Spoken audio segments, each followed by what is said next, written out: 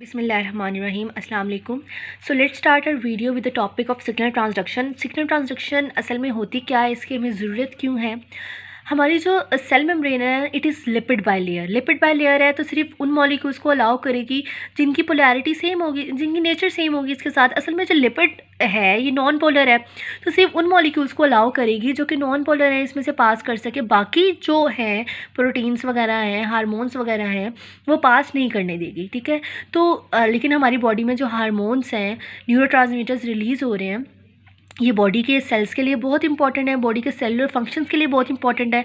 अगर बॉडी को ये नहीं मिलेंगे, हार्मोन्स न्यूरोट्रांसमीटर वगैरह सेल के अंदर नहीं जाएंगे, नॉर्मल जो फंक्शंस इन्होंने परफॉर्म करवाने थे वो परफॉर्म नहीं होंगे, तो we can not survive. Okay, so इसलिए ये हार्मोन्स, ये न्यूरोट्रांसमीटर्स हमारी सेलुलर फंक्शंस के लिए जो है वो बहुत इंपॉर्टेंट है।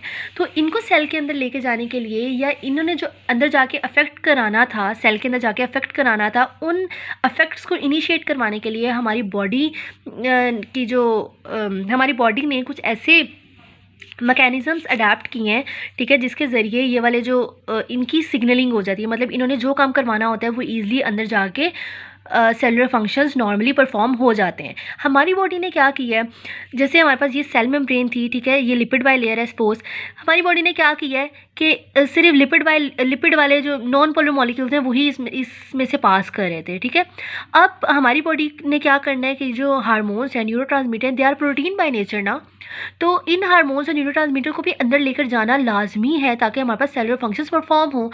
तो बॉडी ने क्या किया, कुछ ऐसे रिसेप्टर्स रख दिए अपनी सेल मेम्ब्रेन में, ठीक है। सेल मेम्ब्रेन हमने पढ़ा था ना, सेल मेम्ब्रेन की स्ट्रक्चर पढ़ी थी, वहाँ पे पढ़ा होगा आप लोगों ने। कुछ प्रोटीन्स होती हैं, इंटेग्रल प्रोटीन होती हैं, पेरिफेरल प्रोटीन होती हैं, और फिर जो इंटेग्रल प्रोटीन होती हैं they can be receptors, they can be enzymes, ठीक है। तो ये रिसेप्टर है जो हमारे पास सेल मेम्ब्रेन के अंदर पड़ा हुआ है।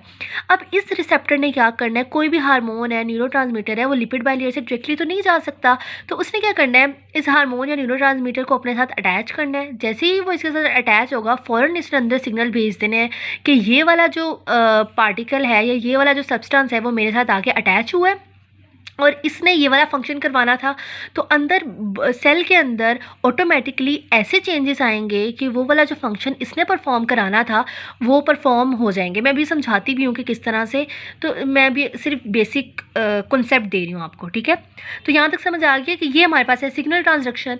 अब क्या है हमारे पास कि कुछ चीज़ों का हमें पता होना चाहिए before discussing the pathways, before discussing the mechanism. सबसे पहले हमें पता होना चाहिए what are first messenger. Simply जो हार्मोन्स हैं, जो न्यूरोट्रांसमीटर हैं, जो लिपिड बाय लेयर से ऐसे ही नहीं पास हो सकते, उन्होंने आके रिसेप्टर्स पे अटैच होना है, इनको हम कहते हैं फर्स्ट मैसेंजर्स, कि ये मैसेज लेके आए हैं कि ये वाला फंक्शन परफॉर्म कराना है, ठीक है। तो ये हार्मोन है हमारे पास, न्यूरोट्रांसमीटर है, ये हमारे पास फर्स्ट मैसेंजर्स हैं, और इनको हम लिगेंड भी बोलते हैं, ठीक है, लिगेंड या फिर first messenger. What are second messengers. Second messengers ऐसे मॉलिक्यूल्स होते हैं जो एक्टिवेटेड होते हैं बाय द फर्स्ट मैसेंजर्स।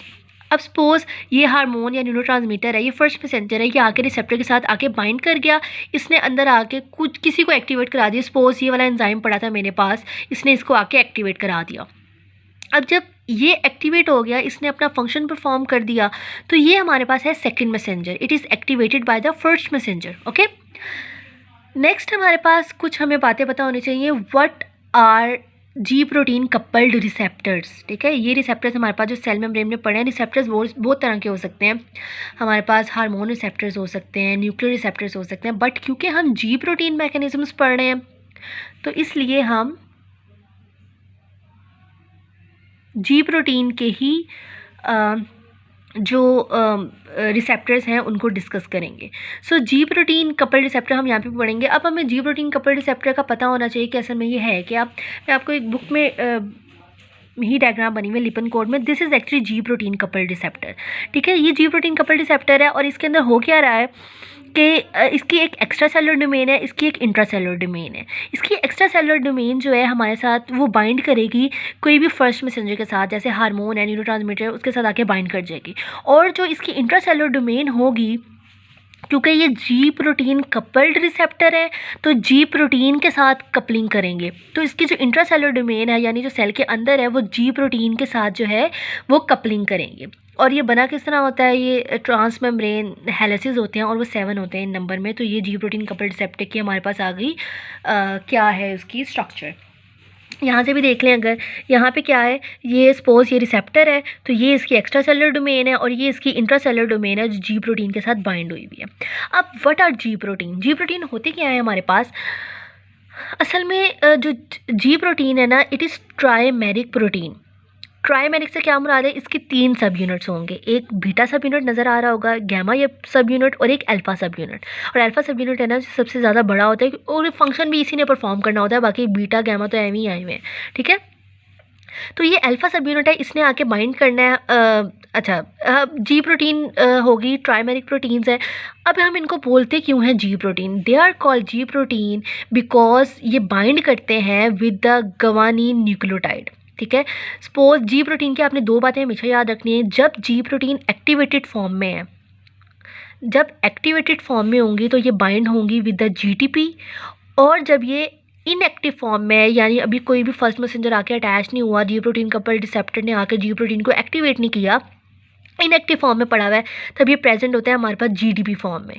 देखें यहाँ पे भी ये इनएक्टिव फॉर्म में है, ठीक है, अभी कोई भी हार्मोन या रिसेप्टर नहीं ना लगा हुआ यहाँ पे, तो ये इनएक्टिव फॉर्म में है, जीडीपी हो गया, जीडीपी के साथ अटैच है इसका अल्फा सब यूनिट। और जब ये देखें ये आगे अटैच हो गया इसके साथ हार्मोन या फिर न्यूरोट्रांसमीटर, कोई भी फर्स्ट मैसेंजर था, तो ये अल्फा सब यूनिट जो है जीडीपी की जगह किसके साथ बाइंड हो जाता है? जीडीपी के साथ, ठीक है। तो ये कुछ बातें थी जो याद रखनी थी। नेक्स्ट वीडियो में इंशाल्लाह I will discuss the cyclic EMP pathway and the phosphorodiol inositol pathway. Jazakallah for watching video.